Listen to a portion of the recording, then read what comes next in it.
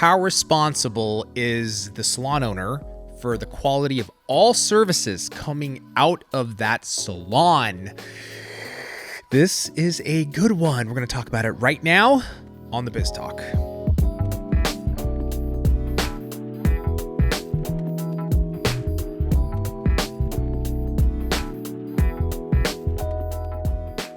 Tracey, I was holding my breath there. I was like, I wish you'd do that longer.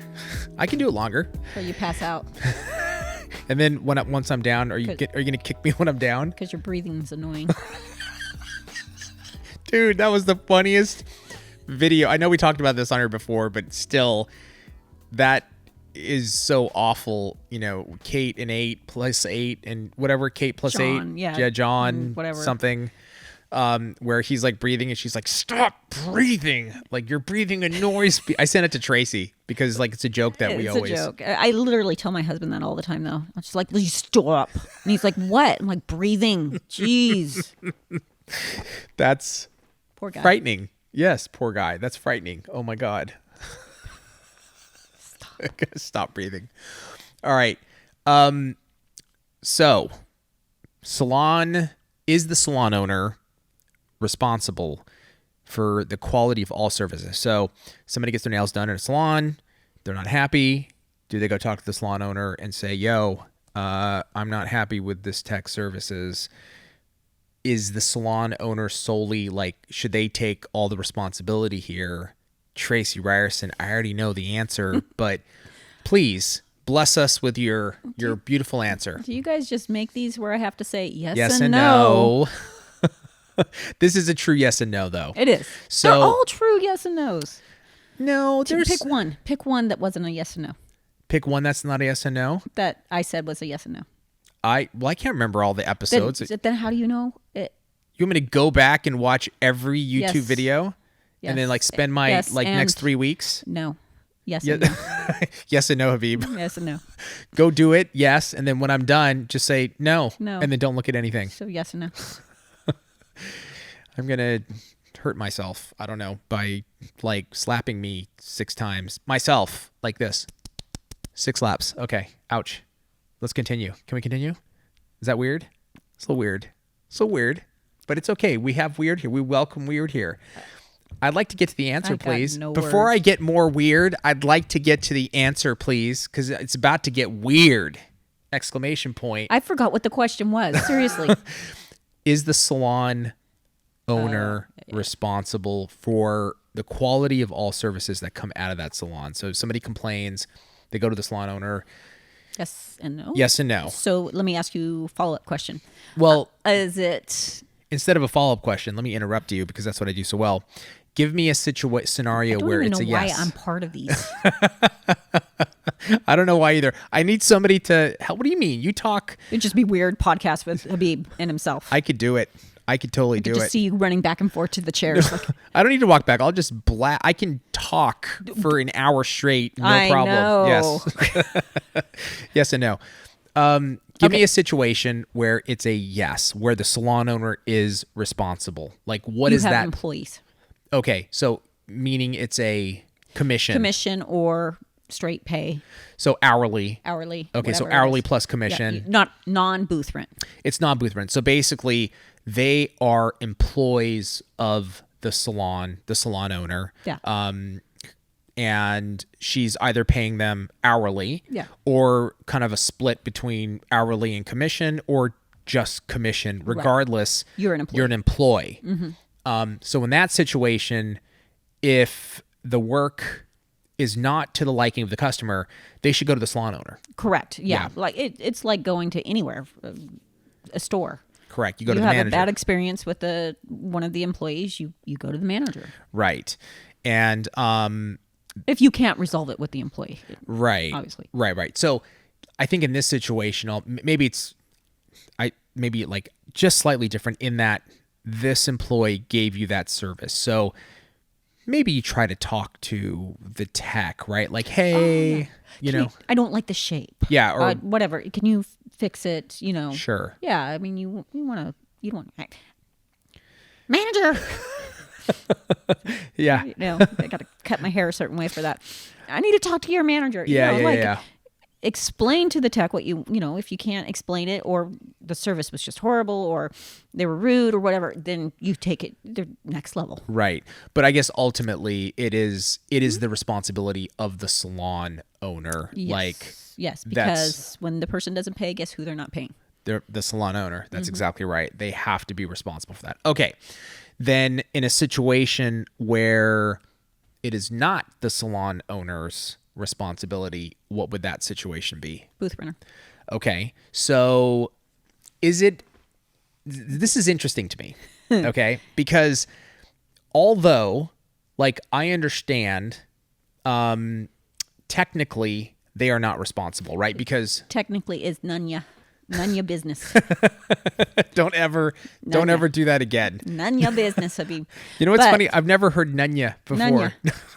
Okay. So nunya business. Continue. I stopped you. Technically, it's not, because it's literally not your It's not your business. You do not receive money from it. However, as a booth renter salon owner myself, if someone is struggling and not making clients happy, unfortunately, it is my name. Right. They don't typically say, I went to Habib Habib did a bad job. It's my salon's name is Young Nails. Young Nails did a bad job. So I have an interest. I do have Sure. an interest in everybody producing well Good work. and treating their clientele well. So Right. is it a conversation I may have?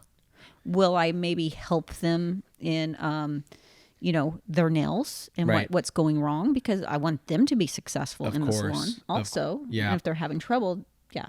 But really, it's none of my. It does.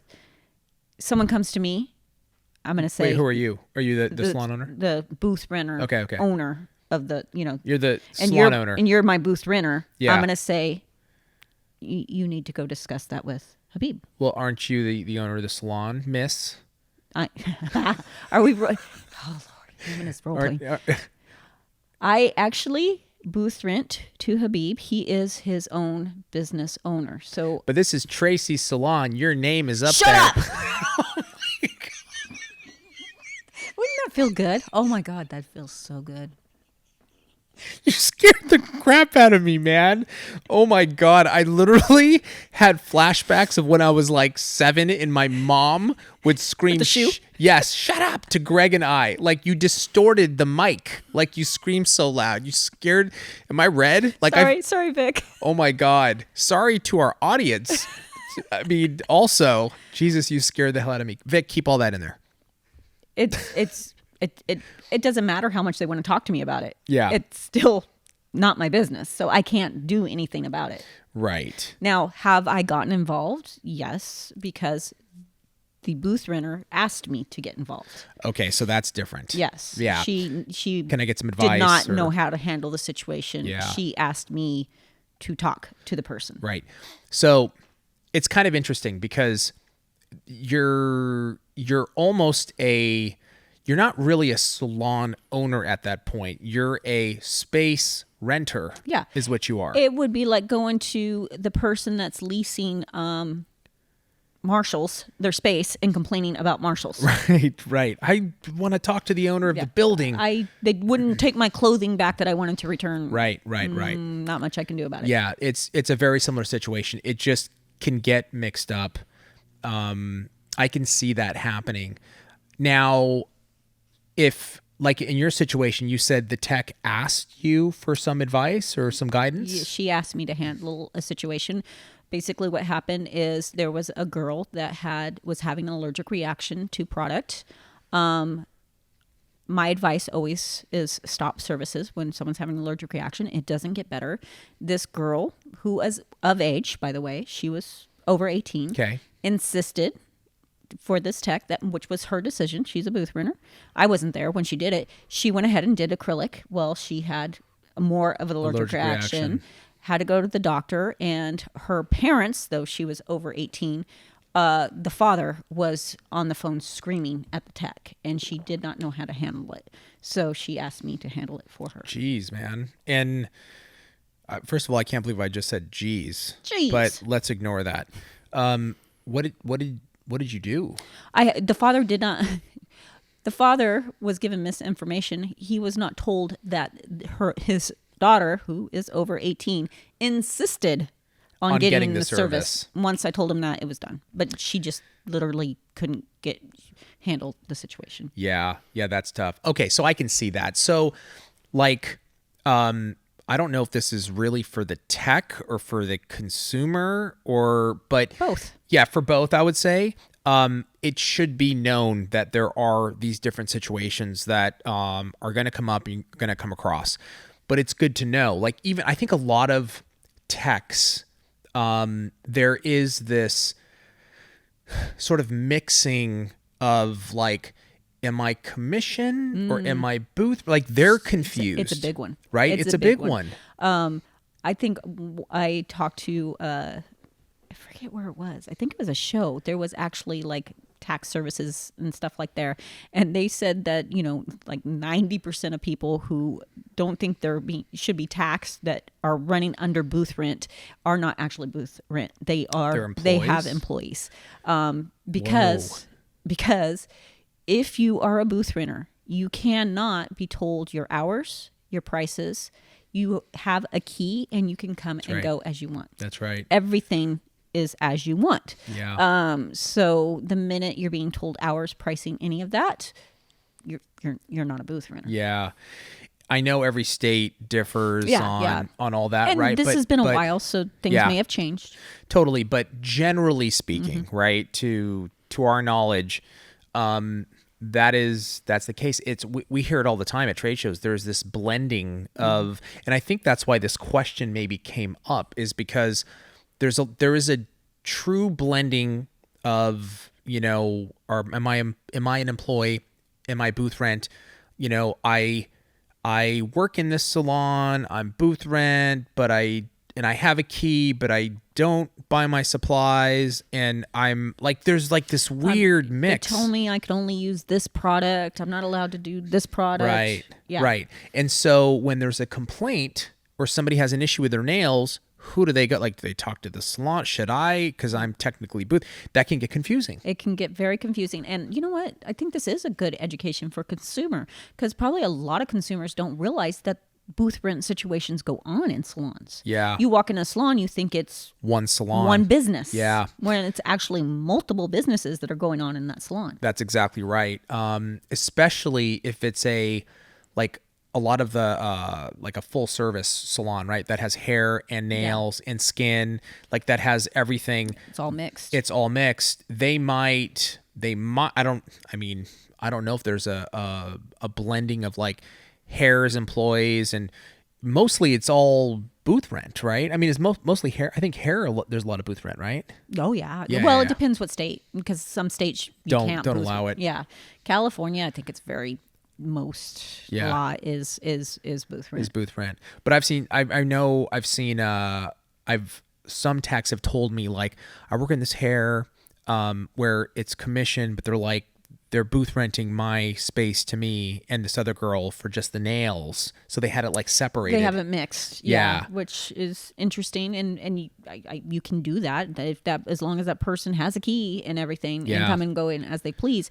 I have seen the mix, because some people can't afford to do booth rent, so that salon owner's like, okay, let's make you commission, you're going to be an employee for now, and totally. And then they give them the option, which is kind of cool. Eventually, when you're ready, I'll booth rent your own. That's actually great. That's a good owner to do that, help them build. And that's because there's a lot of work for a salon owner to have a mix like that for taxes and all that. So that's amazing that they do that. Yeah. I think in the end, it's good, like, for you as a tech, because you're on the front line. You're probably going to hear that complaint first. You first need to know, am I truly a booth rent or am I commission? Right. Well, yes, and this just came to mind. I was talking to a girl at an OWC, this is probably a couple of years ago, and the person that she was booth renting would come up and critique her nails in front of clients. Whoa. So it's important for you to know your rights as a booth renter. Yeah. Like where that line is. Yeah, that's weird. Yeah. I mean, that's weird. Yeah. and but should it not happens. happen. Yeah, but it happens. And so, again, some salon owners, the line is very blurred. Not, maybe it's not intentional. Maybe they just don't understand don't how know. it works. Sure. But yeah, so consumer, salon owner, and tech, I think it's important to know your rights. Absolutely. And really if everybody's aware, you're a booth renter or you're a commission, then everybody's going to know, who do I go to discuss the quality of my nails if you have a complaint. I think that makes it a lot easier. Yeah, yes, for sure. Let us know in the comments below your thoughts on the topic. We'd love to hear about it. Thank you, Tracey. Once again, thank you guys for joining us, and we'll see you next time on the Biz Talk.